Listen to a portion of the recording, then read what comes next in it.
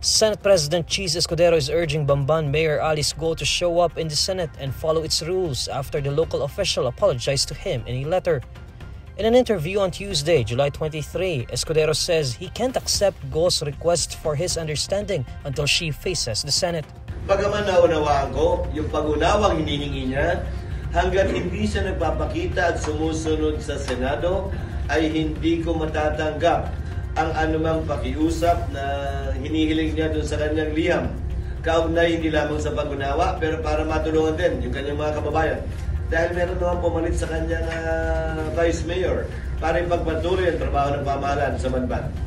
For Escudero, Go should face the Senate so the warrant of arrest against her could be lifted. Escudero reiterates that the Senate could guarantee Go's safety should she decide to participate in the probe. In a letter received by Escudero's office on July 22, Go apologized to the Senate President after she questioned why Senators Win Gatchalian, Risa Ontiveros, and other government offices seem fixated on her instead of focusing on many critical issues facing the country.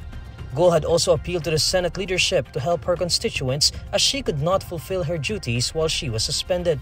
The Office of the Ombudsman has suspended the mayor due to the charges lodged against her over her alleged ties to an illegal Philippine offshore gaming operator in Bamban. Go has repeatedly denied the allegation. The upper chamber has ordered Go's arrest following her continued failure to face its probe into the illegal activities of POGOs.